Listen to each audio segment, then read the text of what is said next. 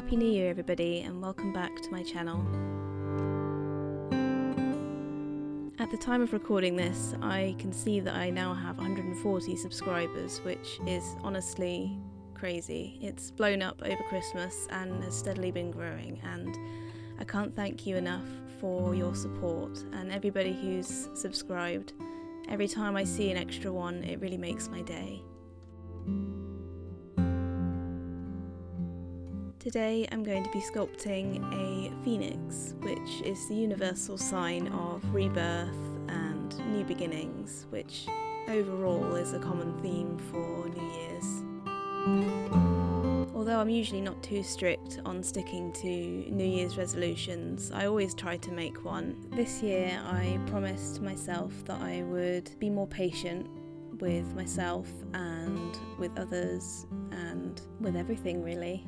I would consider myself generally a patient person, but there are times where my expectations are too high and I'm easily disappointed, and I want to try and improve on that.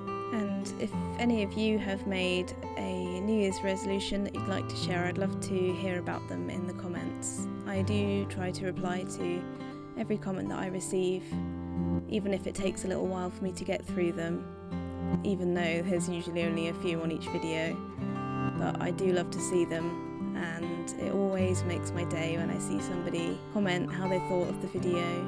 And generally I just really appreciate all of the support and the love that people have given to my sculptures and my social media, and yeah, I'm just feeling very grateful. With that being said, if you've subscribed here but you haven't seen my Instagram, it's under the same name, and I just share some in-depth behind the scenes and some work in progress shots that might help tide you over, as I know that I do take a while to come out with these videos because I'm usually working on them for the best part of the month. So I decided to set that up just to keep in touch with some of you guys and post some bits and bobs that you might be interested in. But yes, as I was saying, I hope that you all had a fantastic holiday season and you've managed to scrape together some crumbs of positivity ready for this new year of 2026.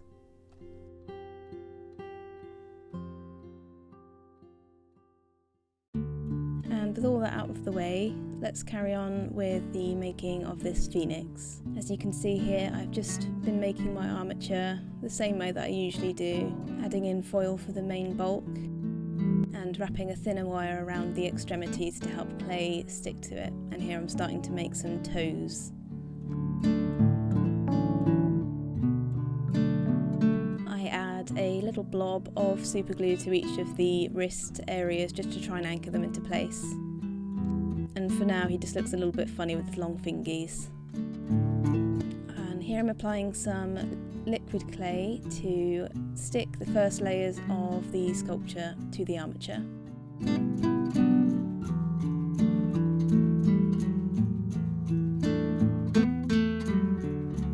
As usual, I just try and make a nice flat base in order to be able to sculpt properly on top of it, so it does look a bit threadbare for the first pass. Just make sure to smooth it out with clay softener and try and get it into all of the nooks and crannies and remove any air pockets. And then using a ball stylus, I just mark where the eye sockets are going to go.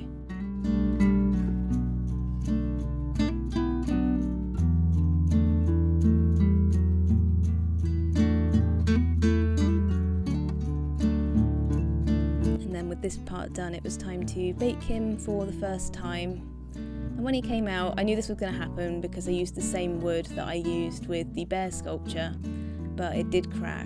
But that wasn't a problem for this sculpture, luckily. So anyway, I gave that first pass a good sand with a quite rough grit of sandpaper, ready for the next layers. And here he is after being sanded. And I did rinse him under the tap after that, just to get rid of all the little bits of debris. Now the first thing that I sculpt onto this base is a mantle, I suppose, of feathers, which I'm drawing my inspiration from an existing bird called a golden pheasant, which until after I started making him, I didn't actually realise was one of the main inspirations for the phoenix, but they look like this. And that stripy orange bit is what I'm sculpting here.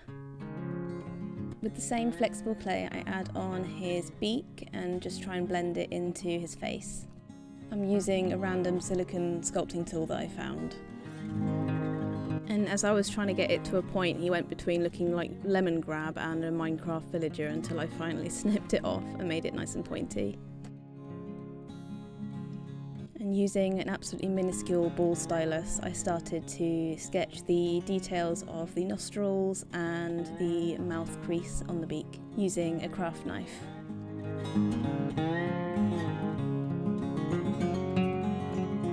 And then using the same blade just to thin it down.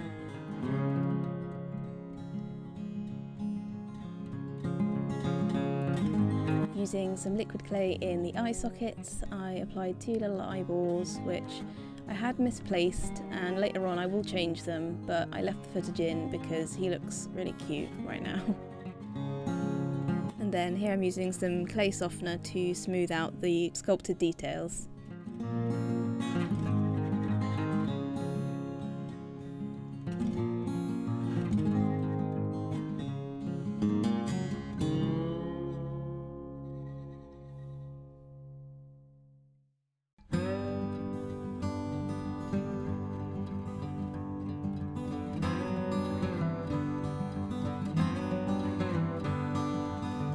After softening out the face, I moved on to work on the feather mantle. I'm just going to call it his mantle. So I sliced in the edges of each feather and then pulled out the middle of each one, and it did look a bit trash for quite a while, but once it was smoothed out, it started to look more like layers of feathers, especially after I grabbed this ball stylus and started making little hair-like textures. And then I used the same ball stylus to make lots of little tiny downy feathers on his breast area, before sculpting out the anatomy of the shoulders.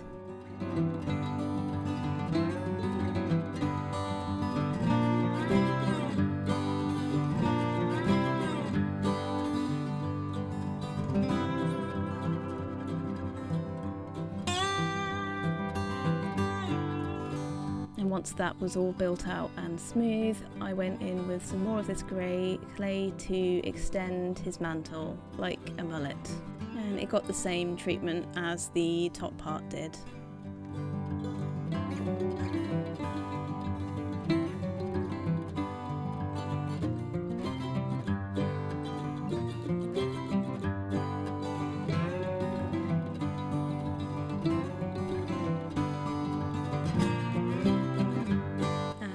In that downy texture just on the parts that I wasn't sure would end up being sculpted over, and then added in some of the long flowing mane-like feathers down the spine.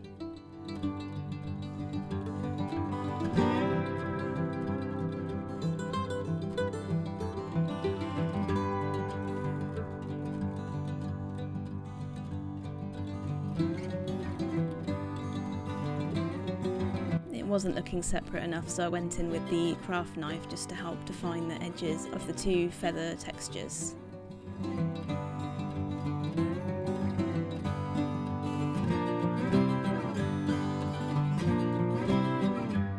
I smoothed those out with the clay softener and then went in with a blob of clay for his head crest.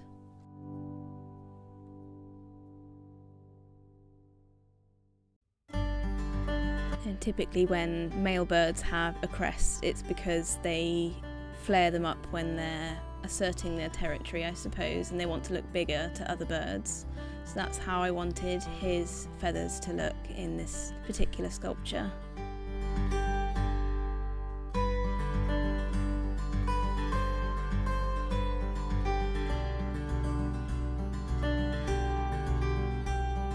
Of course, again, I'll use the flexible clay mostly for these bits because it helps prevent them from snapping once they're baked.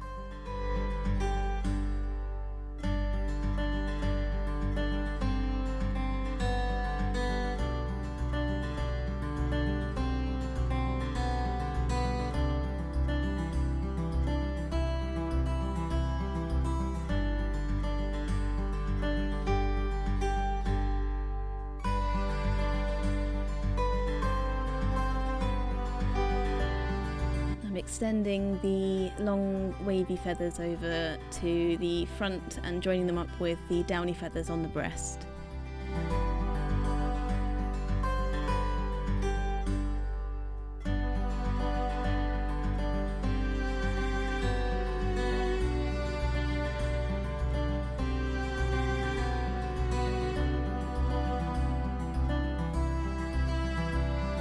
To prevent myself from smashing any of this, I moved on to add some clay to the legs.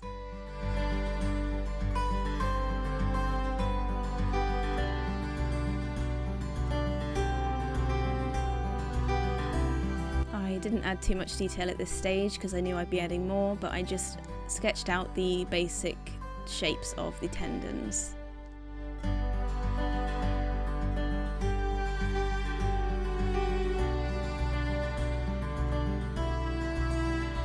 And after that he went in for a bake to set those sculpted details. When he came out, I shaved down the eye as I knew that I was going to have to move it later, and I just wanted less profile to have to sculpt around. And here I'm adding some puffier feathers to go around his throat. And for the sculpted details of these different textures, I'm not just doing single hairs, I'm doing lots of tiny little fan-shaped sprays of hairs, if that makes sense.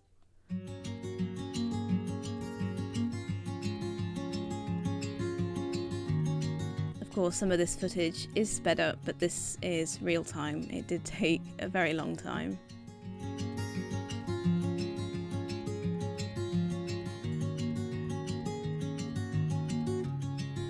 After that, it was time to fit him with some brand new eyeballs.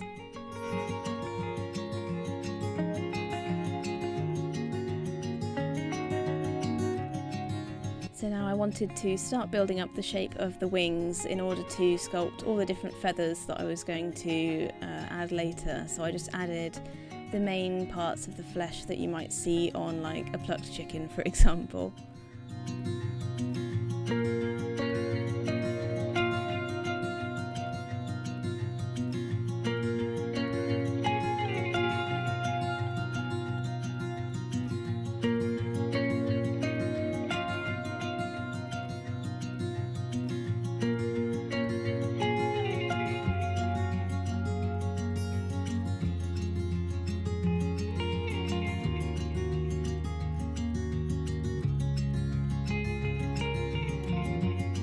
For the very tips of the wings, I'm using the flexible clay.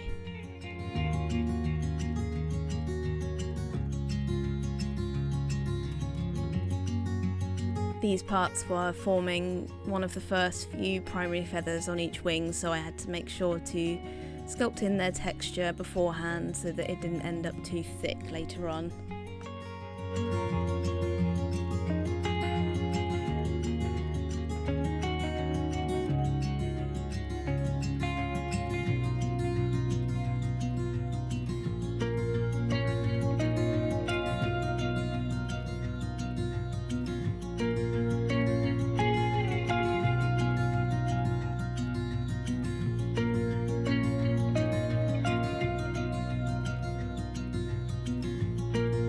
On to add texture to the arms, or in this case the wing parts called the marginal coverts, to blend it all in with the texture I'd already made.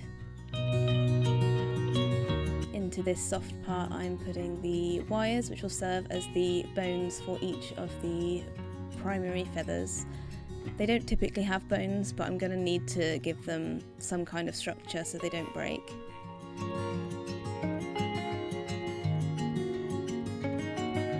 For the secondary feathers, I applied some folded up foil onto the elbow area of the arm or the wing, and I just used some of the liquid clay to glue that to it, and once I'd baked it, it came out and it was fully adhered.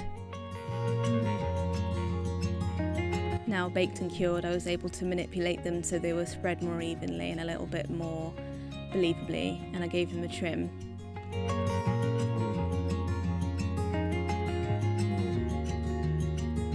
Following this, I've condensed hours of footage into a feather montage for you all.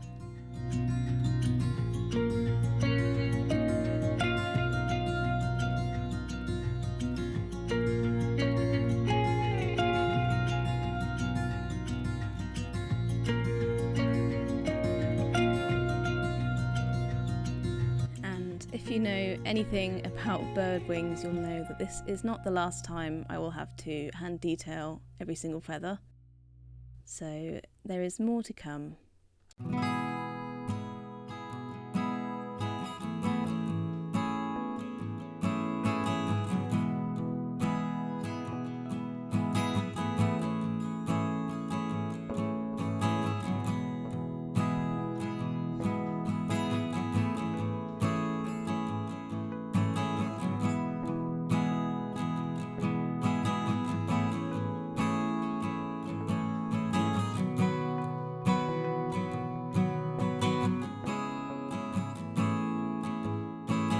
After this first go at doing all these feathers, I was very glad to be able to bake it so that I could secure all of that painstaking detail.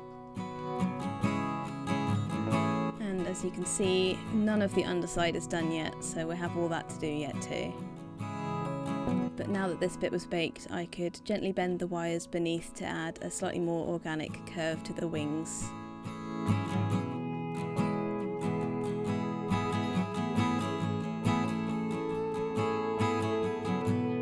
Here I'm just drafting some of the base shape for the base of the wings.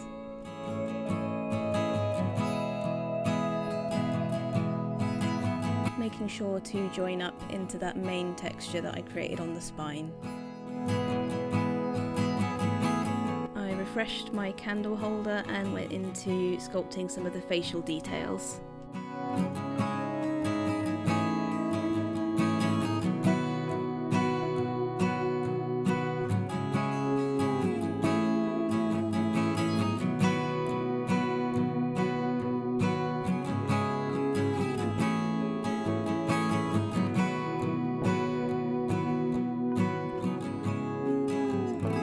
For this, I was just using one of my many references for the golden pheasant to capture the strange beauty that they have going on with their wattles and their facial markings.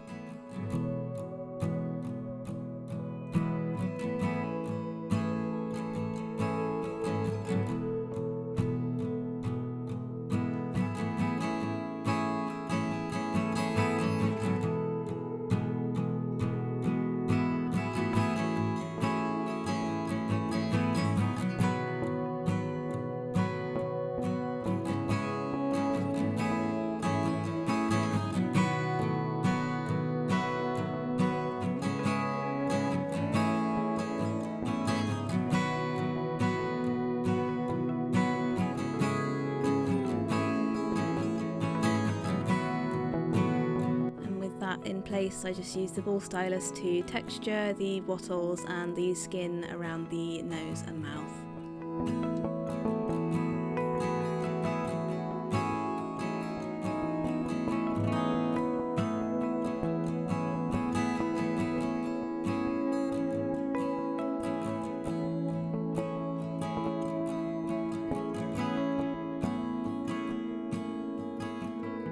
I started applying the feathers to the undersides of the wings.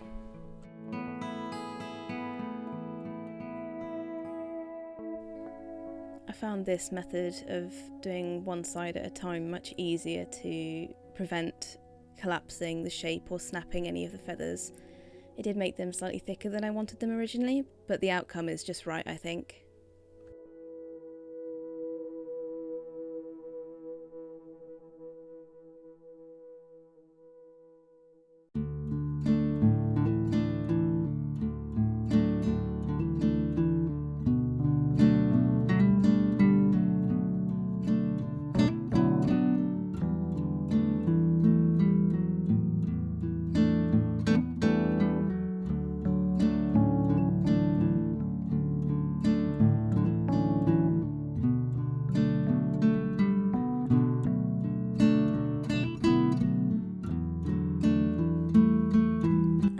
Time to bake and lock in all of these new details.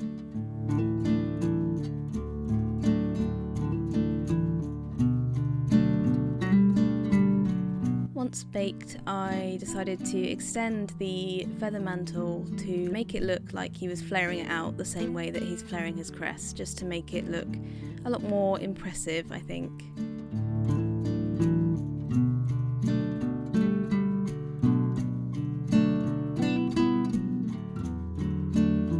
just worked the same way that I did with the others, just making them look like rows of little circular feathers.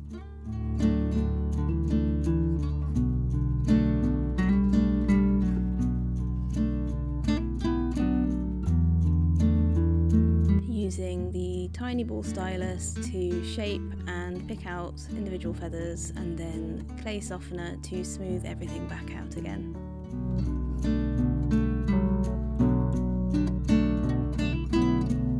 And then repeating all of that again on the other side.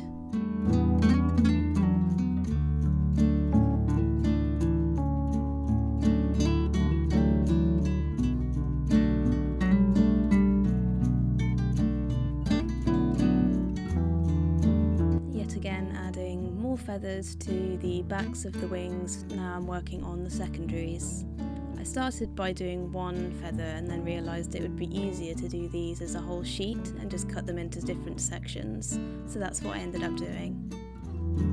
Of course, it didn't save me any time as I still had to individually texture each one, but as a whole I think it worked out looking better than if I'd tried to do it feather by feather.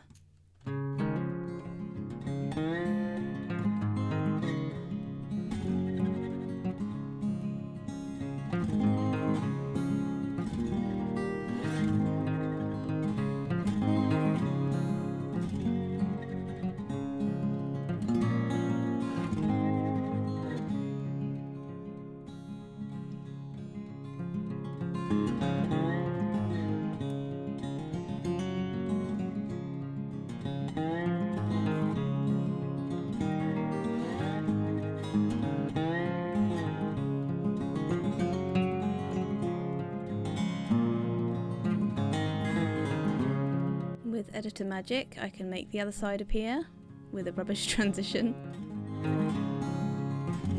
While I was turning it around, I realised I needed to add a little bit more of an overlap on each feather, but I do that off camera later.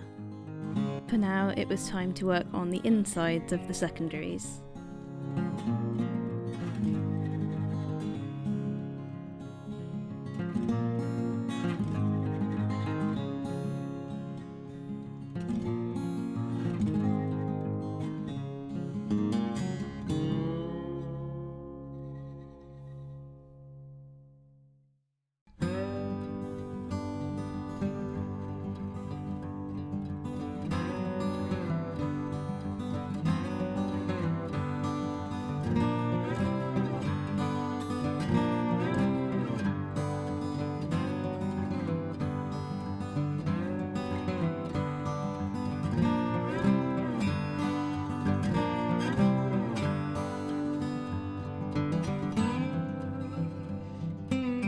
Go, another few hours condensed into a few seconds of footage.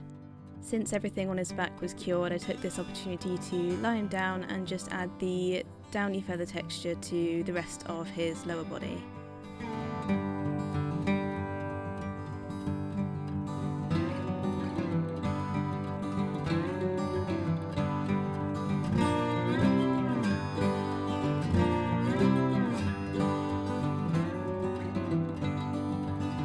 If you think I deserve it for the sheer amount of feathers that I have sculpted so far, and you haven't already, please subscribe, and if you're enjoying this video, please hit the like button as it really helps this channel out. Thank you so much. And if you've done both those things already, then you're amazing.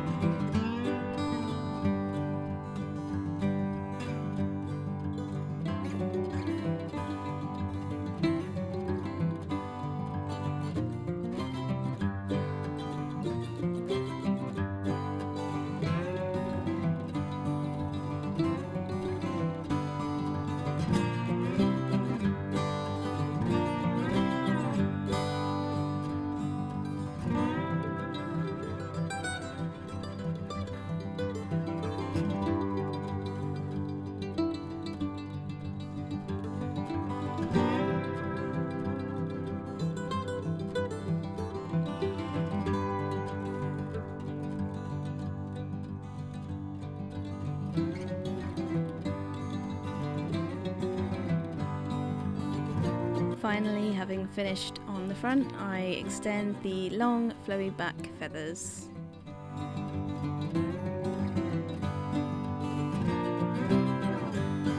These were much easier to texture and didn't take anywhere near as long.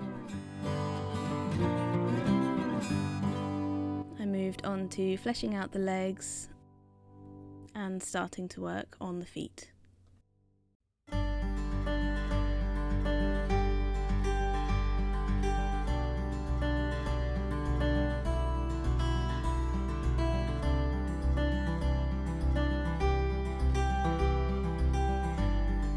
I purposefully left the wires long because I needed to use them for the talons, but I do trim them later, they don't stay this long.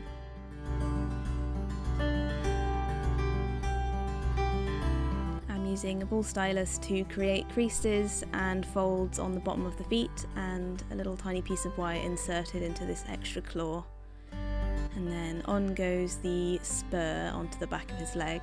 I'm not sure if this is something that golden pheasants have, but lots of rooster birds do have spurs as a means of a weapon or protection to protect their flock. And since this is a phoenix, technically, and not a pheasant, I can do what I like. So to make him look as impressive as possible, he gets some spurs. And after that he gets his greatly needed pedicure.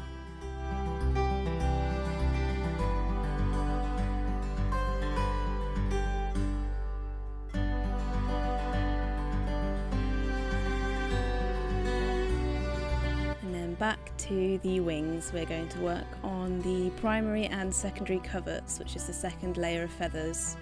First goes on the secondary coverts over the secondary feathers, and I sculpt those to match up with the creases in each feather.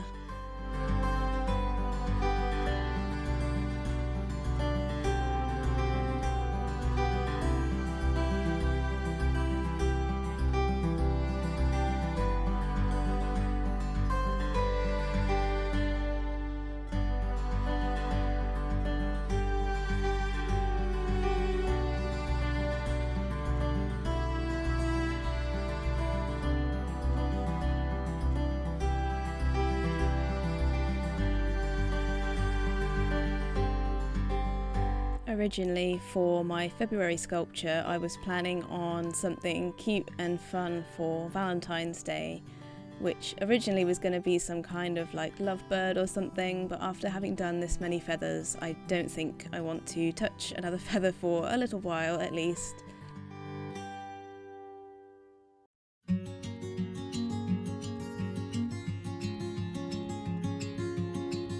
After that, I apply the primary coverts. Please forgive me for the amount of camera shake in this video. I was trying out a new camera setup and different angles, and this particular one, while the angle was great, I did nudge the camera quite often, so some of the footage is a little bit shaky, so I hope you'll forgive me.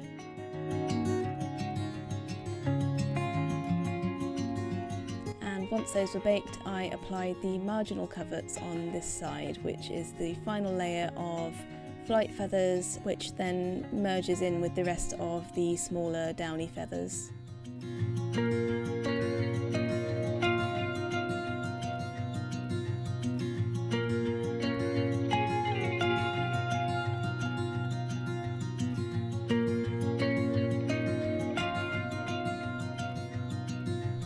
With all the tiny little bits I was cutting off, I just found it easier to put the ball of clay that I was using for my offcuts just on his head for a bit.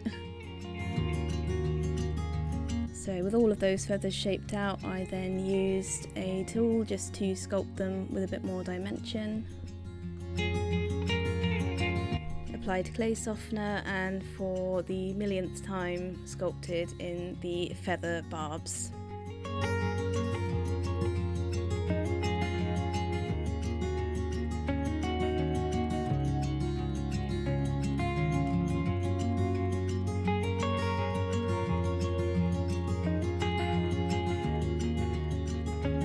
Then went in and blended those into the downy warmth feathers that are covering the rest of the top of the wing. Here's a close-up of the details of the tiny little barbs, and finally on the tips of the wings I add the alula.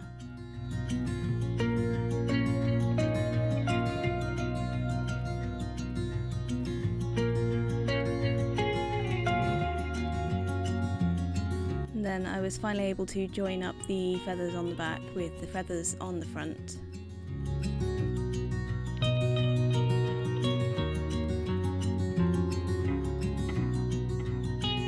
And to finish off the wings, the last thing to do was sculpt the scapulas, which are the feathers over the shoulder blades.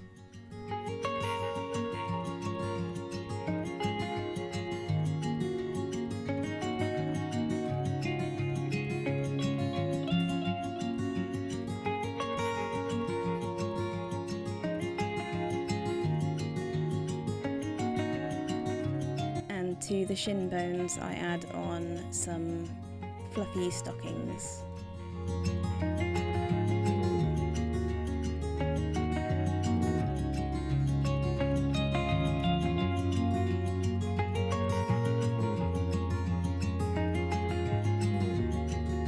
Here I'm marking some holes for the drill so that I can start to add in the tail fan.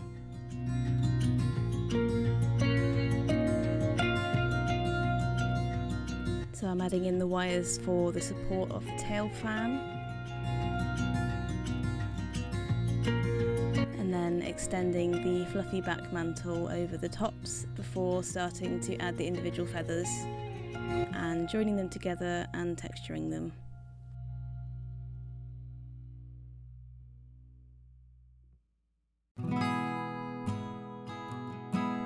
I cut foil supports for some of the main tail feathers and cover them with clay, along with the support wires that go directly into the base.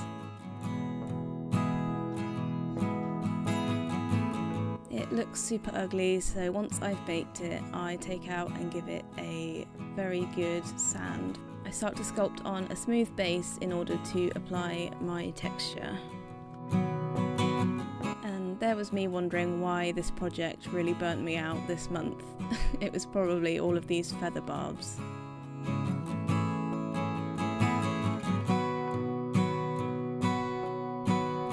Having done the backs and the fronts, it's time to add some more tail feathers by wrapping some wire in some foil, sculpting onto it and applying them to the back of the tail fan.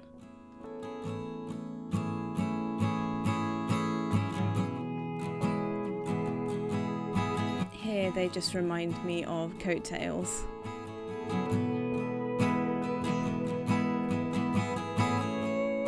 In between the main tail feathers on a pheasant, there are these small pointy red feathers, and I just wanted to add those on for an extra bit of fieriness.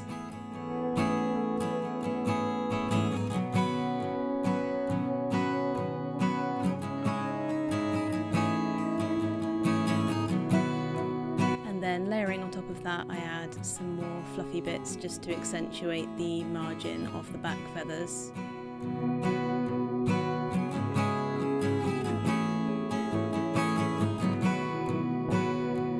I add more downy feathers to the base of the tail and underneath the wings in the armpits.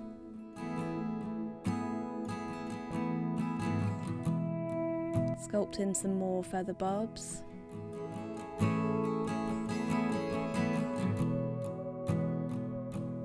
At last he was ready for his final bake.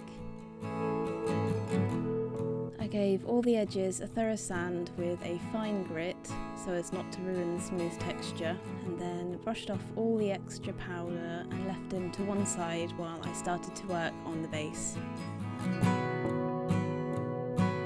I wanted his base to be a pile of ash amongst the snow, so I had made sure that he was nestled in there quite well before sculpting around him at first, and then using some foil to dab the texture of ash onto this clay that I'd put onto the base. And to make it look more like a fire pit, I just added the odd chunks of wood and some sticks poking out of the ash.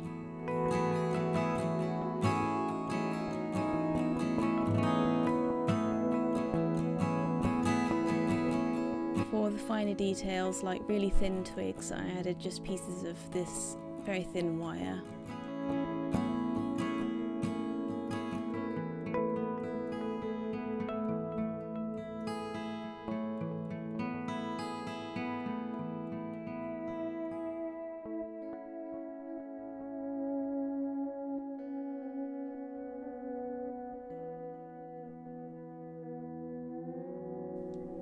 I made sure to add lots of cracks and burnt looking bits onto these sticks and odd bits and bobs.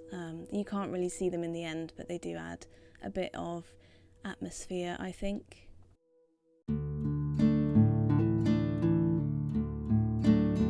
The last thing to add was this relief paste to try and bring out some of the veins in the feathers. It came out a little bit lumpy and I was not particularly comfortable using it, but I did get used to it and the end result looks quite nice once everything's the same colour.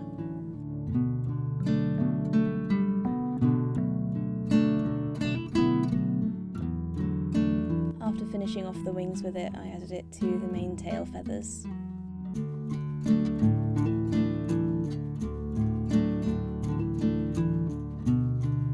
I also went to the legs and feet and added some little scaly lumps.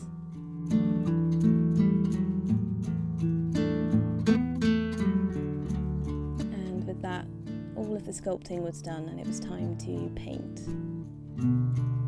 Before I started, I applied a piece of felt to the bottom of the base, as because it had cracked early on it was a little bit wobbly and I wanted to make sure that it was nice and flat for when I was painting. So I spread out some super glue, pop it on and then trim around the edges, ready for painting.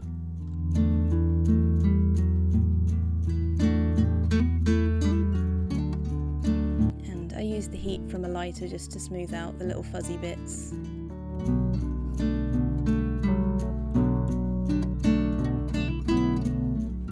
After that, it was time to start painting. I started with the base. As you can see around the edges, I actually added some small smooth patches of snow, but I don't think I got it on camera, but you'll see them come out a bit later. So at first I paint it black, and then I start by painting the tail of the phoenix black, just because that's the bottom part and it meant that I could sand it in the base to dry.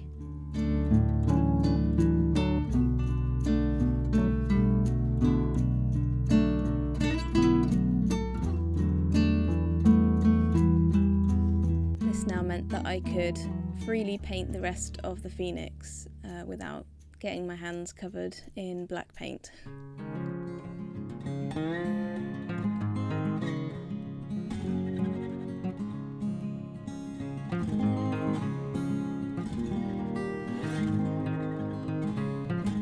I was worried about the relief paste ruining the texture of the feathers, but once the black was applied, it really blended in with the rest of it, and I'm quite happy with how it looks.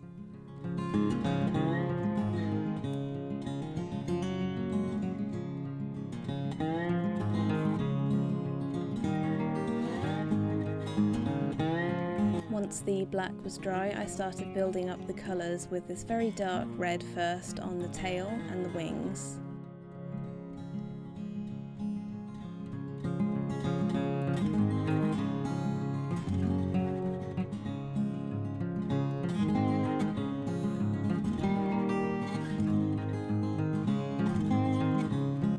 Tips, I applied this grey-brown tan colour just to create a bit of a gradient, and then added in some more saturated red to certain points and the main body of the bird.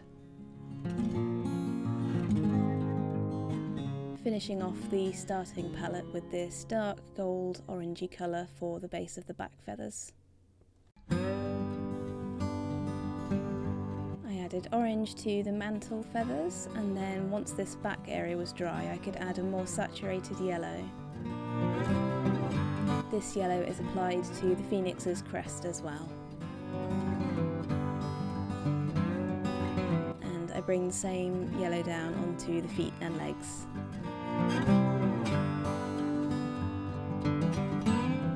Since each layer dries quite dark, I apply more saturated layers over the top of each wash.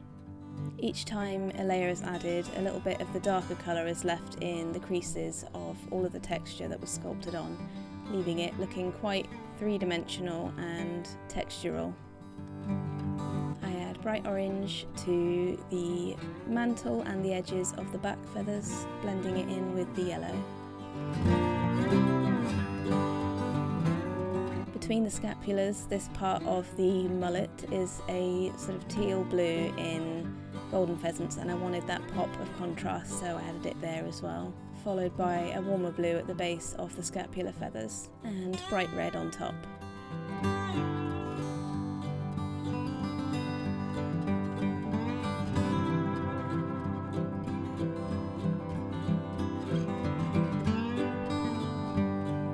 While the paint is still wet in certain areas, I blend in some darker tones and add bright red to these pointy flame-like feathers. Still building depth, I add a paler yellow to the back feathers.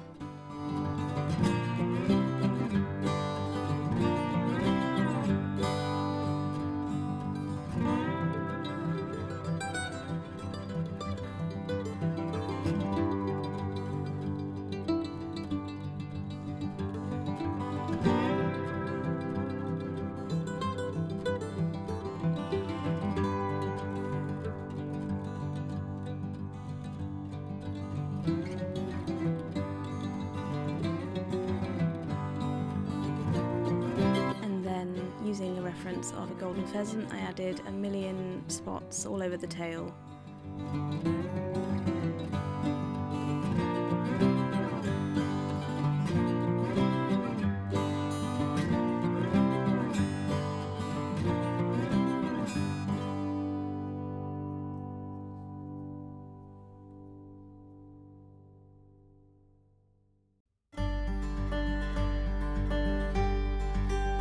As the markings move towards the margins, they become stripes.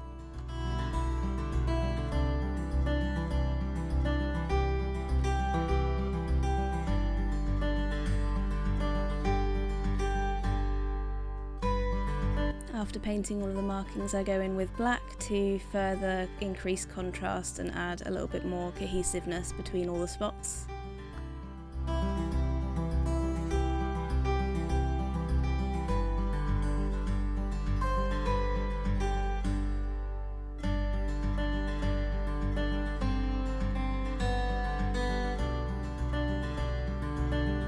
Dipping into a paler yellow to highlight some of the more important middle spots. And then to add a little bit of a spark to each one, I add the yellow to the tips of each of these main feathers.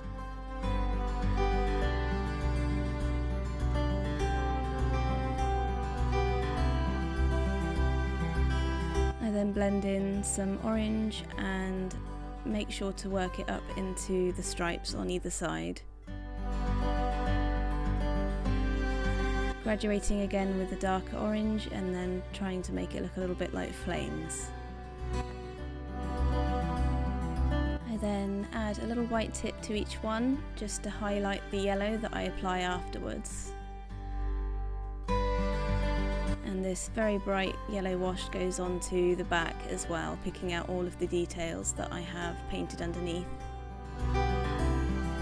To help the colours pop even more, I apply bright white to highlight areas, and then once that's dry over the top I paint the same wash again, and the result is a much more bright and saturated colour.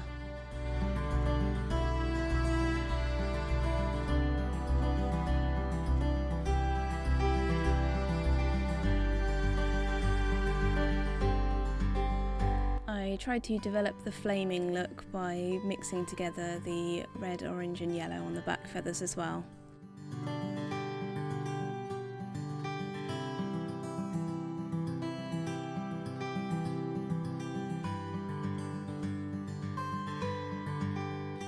Moving to the wings, the patterns up here are a lot more subdued, but they involve more sort of chevron stripes as opposed to stripes all the way down.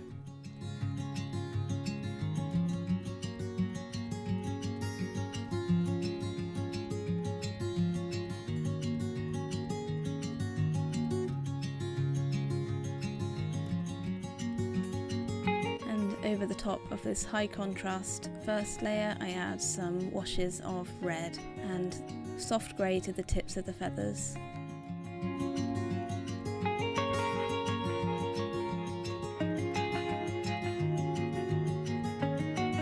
Using a few different references, I just go back and forth with colours and layers just to see what works best with this particular model. At first I was going for a more earth tone type look, but I did embrace the red and yellow again afterwards, having reconsidered.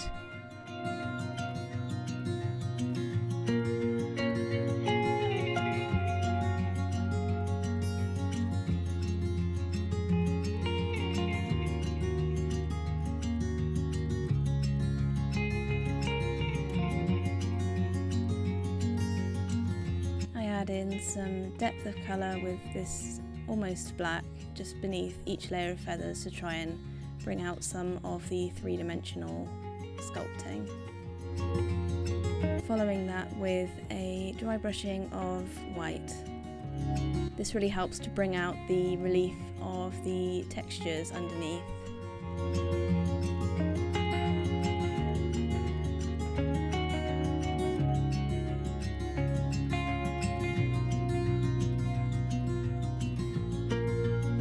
Returning to the head and neck, we're adding some bright orange again to the mantle because it just keeps disappearing.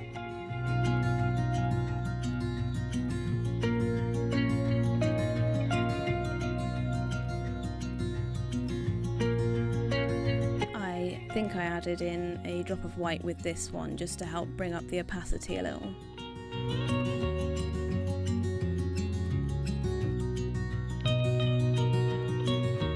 Bright yellow to the top of the crest and then blended it in with some orange and then some red at the base, again to resemble fire.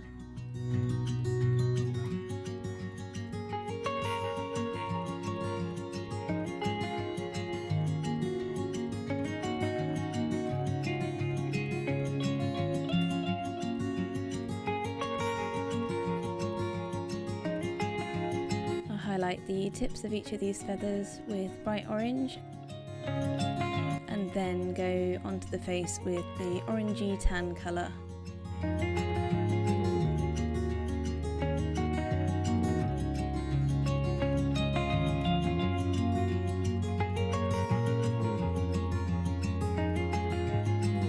I use a darker colour for the crevices and the eye socket. Then add a ring of white around the middle and the tip of the beak. Going back to add a round black pupil. And then go around the very edge of each one of the mantle feathers with black.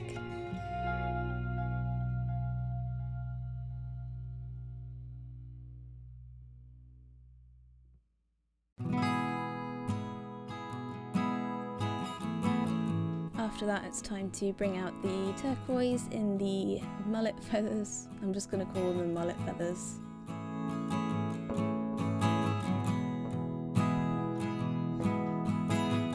These get the same black trimming as the mantle did.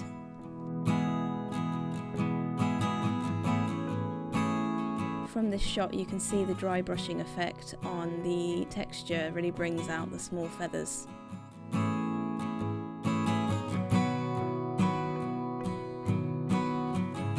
After I did the black, I popped on some paler turquoise, added some more bright red to the body,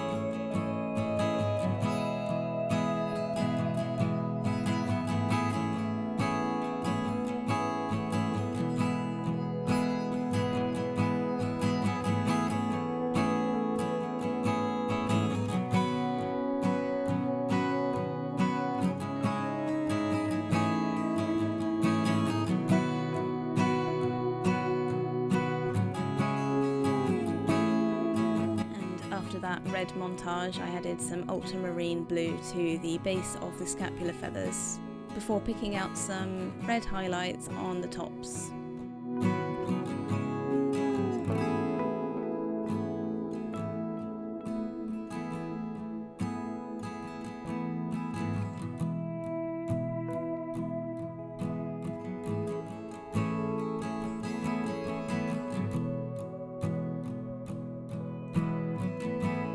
I utilised the white underpainting technique here as well, just to really get the red to pop. And at this point it felt like the home stretch, so I created a fiery gradient down the main tail feathers on the inside. I tried to keep the paint wet as I was blending these to help them blend smoothly.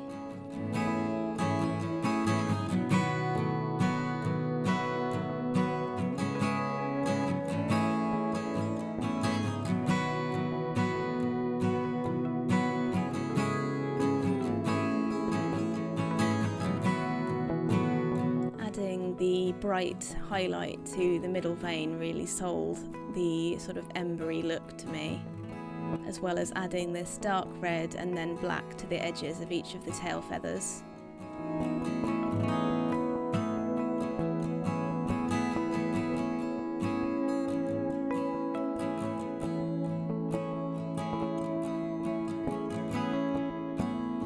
To the ashen undersides of the wings, I added little white pops to sort of replicate sparks, and I do go over these when they're dry with yellow and orange.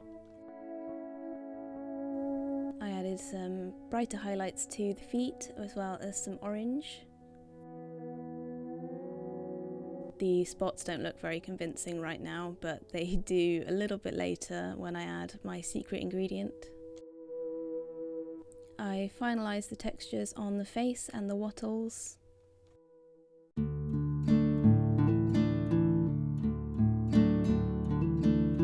then it was time to return to the base. So first I add a warm grey to the majority of the ash pile. And then to the edges I add pure white to these snow piles, which don't look very convincing right now, but they will look a bit better later. And I add some highlights and then colour in the twigs and sticks and stuff with black and then a little bit of brown before going back and bringing them to a more burnt state with some more grey, before giving the snow a second layer of white. Starting to fold together some wires for the snowdrops, which I will be adding, as well as little tufts of dead grass.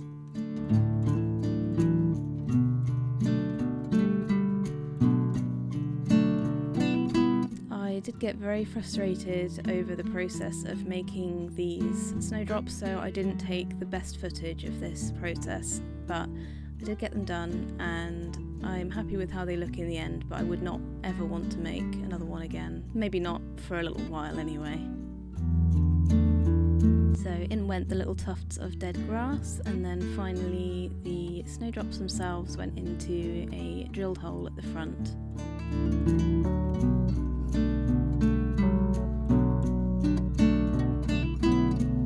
With the snowdrops glued into place, I was able to give them a base coat of white all over petals, stems and leaves.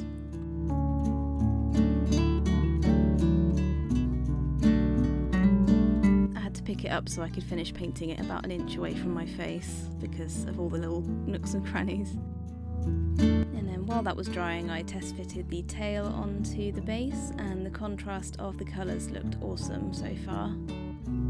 I then went in with a bright green for the stems and the leaves. It needed a few coats before it was properly opaque.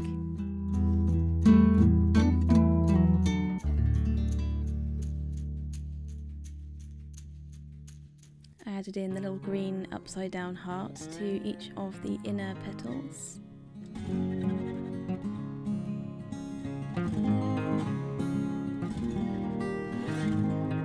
And then a dry grass tan colour to the other wires.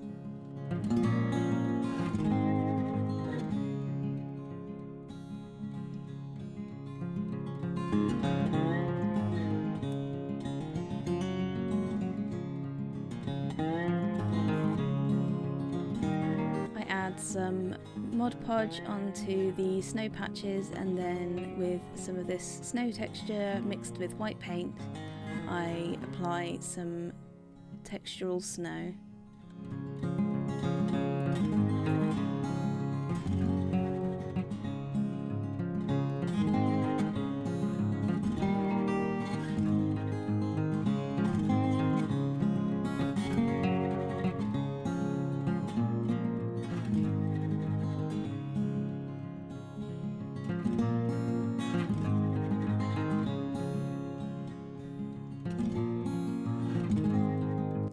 To finish off the snow, I add the white glitter with a dry paintbrush and dab it onto all of the wet snow texture. I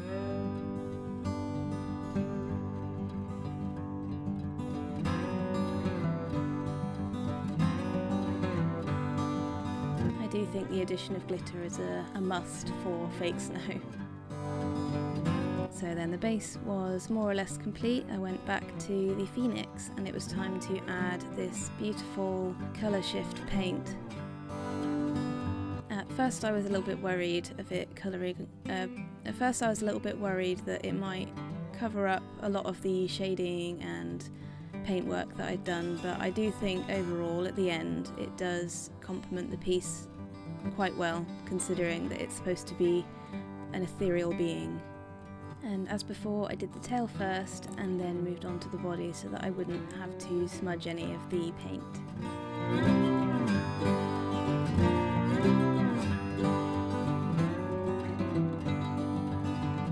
I had lost a little bit of faith in the markings on these wings, but I do think that once it had all been brought together with this colour shift paint, it did end up looking much better than I originally imagined it would.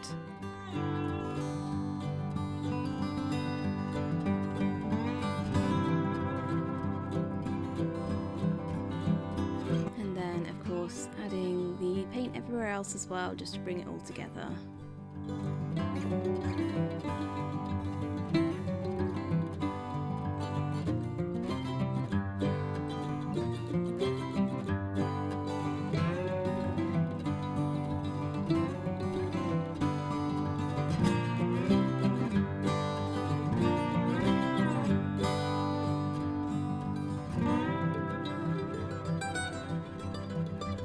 On the feathers that weren't red toned, I added the green colour shift paint that I used on my Kelpie sculpture, just to add a little bit of dimension and also contrast, because everything was looking the same at this point. Here you can see I'm using it in the shadows of the feathers and some of the other parts of the sculpture to add a little bit more dimension and interest. You can see here I've also added it to the black lines around the mantle and also the eye. I'm adding gold chrome paint to the sparks on the wings, and also I add it to the top of the beak.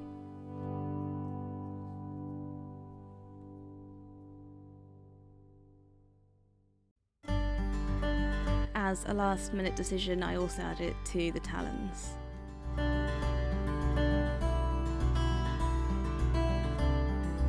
Here I'm using the same gold to top up the contrast in the stripes on the wings, and I think it adds a nice bit of metallic sheen.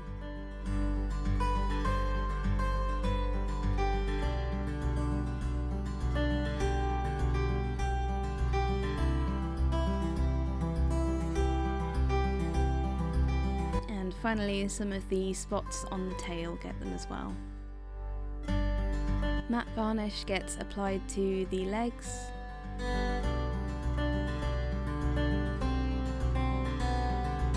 to the petals of the snowdrops, and to the face and wattles. I add a bead of UV resin to each of the eyeballs and cure them for 3 minutes each.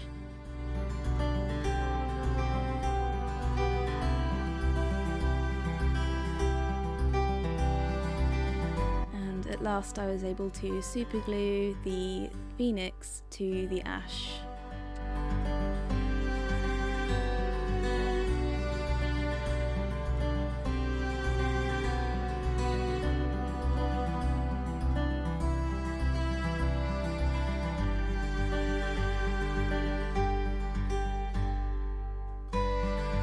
To touch up some of the fallen snow texture and glitter, I go around the edges of the snow with black acrylic paint.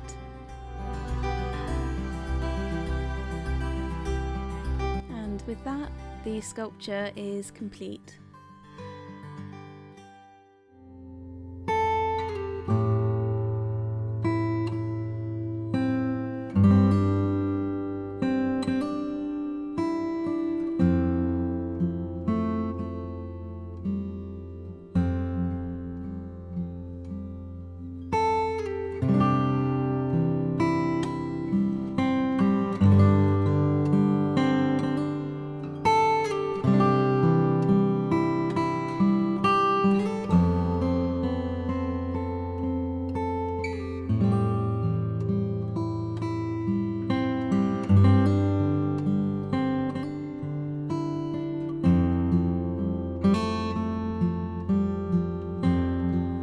Thank you so much for making it to the end of this video. Again, if you enjoyed it, please leave me a like. I think we all need as much encouragement as we can get in January, and I know by the time of posting this that it will be almost over. But if you've had a rough start like I have, it's not too late to commit yourself to something new and be the change you wish to see in the world. Until next time, have a happy new year.